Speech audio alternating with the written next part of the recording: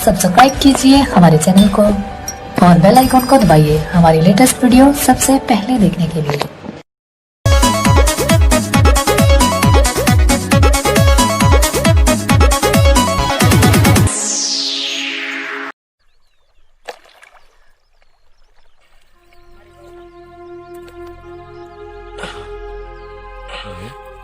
ए गुरु, हम कब से देखा था नहीं कि तू चुपचाप बैठे बैठल पानी पत्थर फेंकत जाता कोनो टेंशन बा का?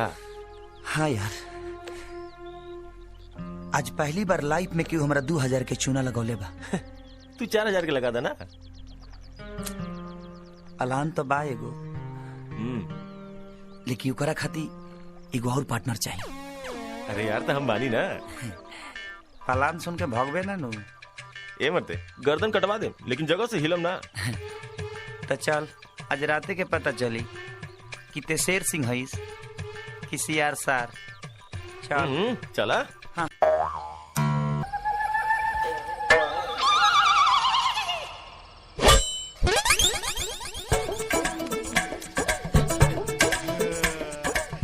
Mission successful.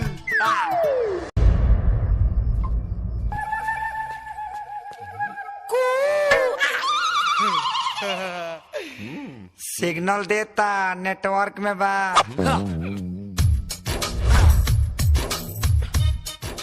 कहो, अब तो तोहरा बुझाइए गइल हुई कि तहरा अपहरण भइल बा।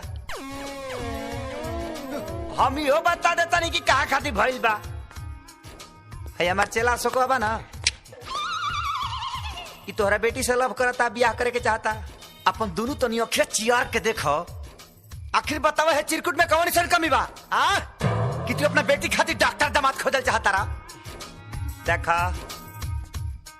हम बोली ले कम और सुने के तो हमारा आदतें नहीं खे। ये हमारा डाले के ना एगो हमार चेला बका दू इतना ना चेला बड़ा से नाम ही याद नहीं खे। हाँ वीर ये डायलेक्ट बोल बोल के डाउन हो गई।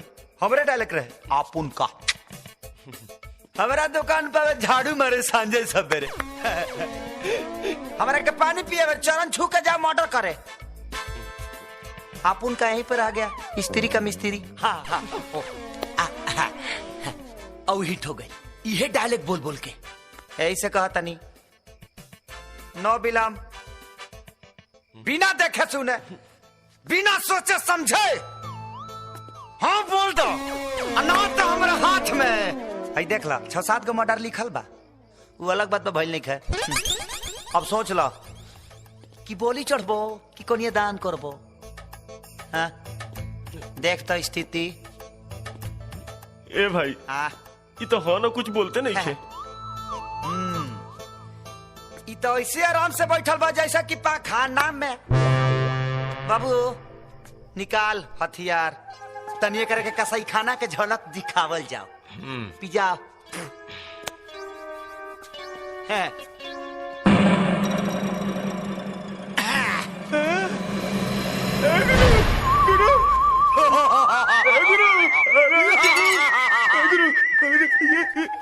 रे मारे मारे बाभिया फाट जाइबो। रे बौका रे, यही मर्दाही पे ब्याह कर चल बड़ीस। आप उनका कमाल देखो। रोकी है मत, हमारा के रोकी है मत। ये हमारा के देखत बाबू 108 बेर हमरा गोर पर गिरी, अनाक रगरी रगरी रगरी और चिल्ला चिल्ला कही हमारा बेटी से बियाह कर लो, हमारा बेटी से बियाह कर लो, बियाह कर लो। अब देख मेरा कमाल।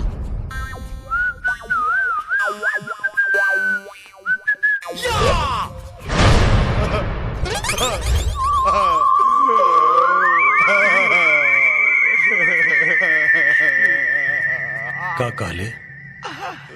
हम तोर चेला है और तोर दुकान पर झाड़ू लगाओ। और का कहले? तोर डायलॉग बोल बोल के हम हिट हो गए बानी। 108 बेर हम तोर पैर पे नाक उगड़े। डॉन भाई हमरा साफ कर दे, साफ गंदगी। डॉन भाई, अगर हमरा पता रहित कि कि तोरा बेटी से बियाह करे के चाहता तो हमारा एग्रीमेंट के बाना कोई फेर देले रहती।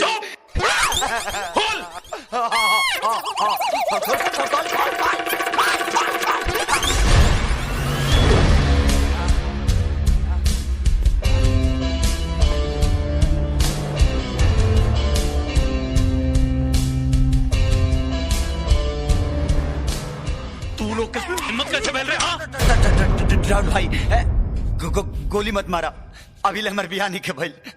हमरा का पता रहे एकर साथी हमरा का पार पर चढ़ जाइले दादा। डॉन भाई अगर आज तू हमरा के माफ कर देबा ना तो तू जवन कहबा जैसे कहबा जहां कहबा कौनो काम कहबा हम करे के तैयार बनी। हाँ हाँ ए अशोक चल डॉन भाई माफ कर देले। प्रणाम।